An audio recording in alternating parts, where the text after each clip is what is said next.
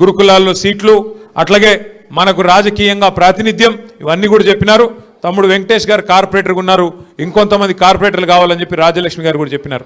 అట్లాగే ఐలమల్లు గారు చెప్పినారు.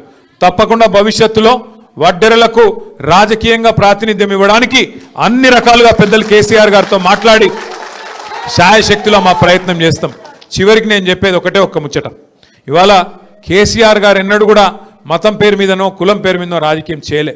గరీబుల తిరిగి చూసిండు. అందరి గరీబుల కడుపు నింపే ప్రయత్నం కేసీఆర్ గారు చేసిరు. దోస ఉన్న పెన్షన్ను 2000 చేసిండు. కానీ ఎన్నడూ కూడా కులం పెట్టో ఇంకోటి పెట్టో తప్పించే ప్రయత్నం చేయలే. ఇలా ఒక మంచి ప్రపోజల్ మీరు పెట్టిండ్రు. అన్ని చేతి వృత్తులకు ఇస్తున్నారు, 50 ఏళ్ళకే మాకు కూడా ఇవ్వాలే వడ్డెర సోదరులకు అన్నారు. తప్పకుండా ఆ విషయం కూడా పార్టీలో చర్చించి వచ్చే ఎలక్షన్లు ఎట్లా కేసీఆర్ గారు ముఖ్యమంత్రి అవుతారు మీకు తెలుసు, నాకు తెలుసు, అందరికెరికే. ఆ ఆలోచన కూడా తప్పకుండా చేసుకుందాం.